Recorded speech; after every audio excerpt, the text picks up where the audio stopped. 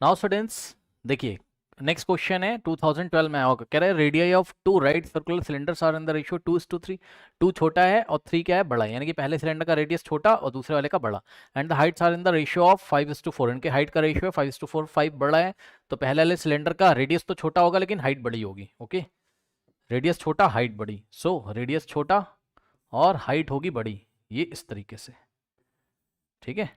और दूसरे सिलेंडर का रेडियस बड़ा, दूसरे सिलेंडर का रेडियस तो बड़ा होगा लेकिन हाइट कितनी, 5:4 है, 4 छोटा नंबर है तो हाइट होगी छोटी। हाइट ऐसा नहीं कि हाइट 4 सेंटीमीटर होगी या 4 यूनिट होगी, बस रेशियो दिया हुआ है ना, हाइट 4 नहीं है लेकिन नंबर को देख के पहचान जाते हैं कि हाइट किसका छोटा किसका बड़ा है ना।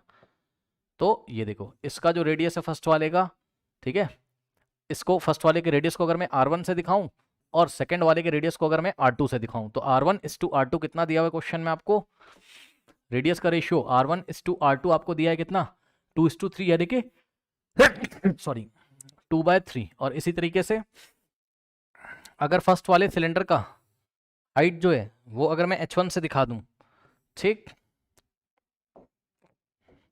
तो इसकी हाइट H1 और इसकी हाइट कितनी होगी, H2, करेक्ट। तो H1/H2 कितना दिया हुआ है, H1/H2 कितना दिया हुआ है, 5:4, 5:4 दिया हुआ है, correct.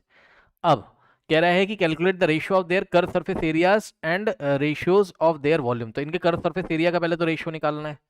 So ratio of curve surface area, सबसे पहले हम क्या निकालने जा रहे हैं, ratio of curve surface area. तो क्या करोगे, कर्व सरफेस एरिया ऑफ, ये फर्स्ट सिलेंडर है और ये सेकंड सिलेंडर है, ठीक। तो curve surface area of first cylinder divided by curve surface area of second cylinder,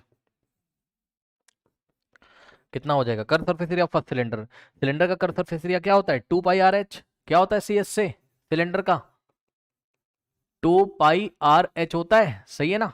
लेकिन जब आप curve surface area of first cylinder निकालोगे तो क्या रखोगे, 2πR की जगह आप क्या रखोगे, R1, और H की जगह आप रखोगे H1 divided by curve surface area of second cylinder, कितना हो जाएगा, 2πR2 इंटू H2, है ना, 2πRh, R की जगह R2 और H की जगह H2।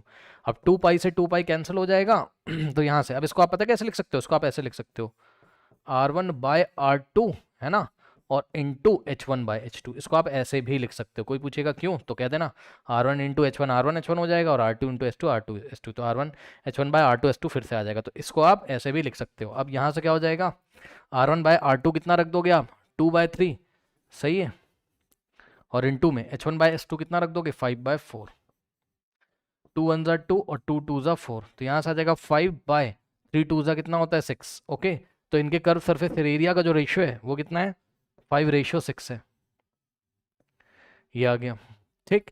अब इनके वॉल्यूम का रेशियो निकालना है, ठीक। अब हम क्या निकालेंगे, इनके वॉल्यूम का रेशियो निकालेंगे, ठीक। So volume of first cylinder divided by volume of second cylinder. अब बताओ, volume of first cylinder, volume का फॉर्मूला कितना होता है, πr²h, है ना। तो वॉल्यूम का फॉर्मूला कितना होता है, πr²h।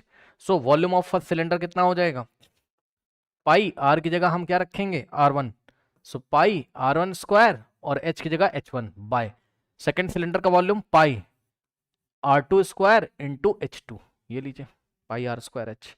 अब पाई से पाई गया, अब मेरी बात ध्यान से सुनिएगा, R1 का स्क्वायर बाय R2 का स्क्वायर है तो आप इसको ऐसे भी लिख सकते हो, R1/R2, और इस बार हम दोनों पे स्क्वायर लगाए तो स्क्वायर पूरे पे लगा देंगे और इंटू में H1/S2 ऐसे ही रहेगा, ठीक। अब वैल्यू रखिए, R1/R2 की जगह कितना रखोगे, 2/3, लेकिन ध्यान रहे R1/R2 का स्क्वायर है तो स्क्वायर लगाएंगे, इंटू में H1/S2 की जगह 5/4, ये लीजिए। सो यहां से आ जाएगा कितना, 2 का स्क्वायर कितना होता है 4, अपॉन में 3 का स्क्वायर 9, और इंटू में 5/4, 4 से 4 गया, कितना आ जाएगा 5/9, यानी कि कितना आ गया 5:9। ये आपका सेकंड आंसर है। तो सरफेस एरिया का, कर्व सरफेस एरिया का रेशियो 5:6 और वॉल्यूम्स का रेशियो कितना है, 5:9 है। ओके, कर लीजिए।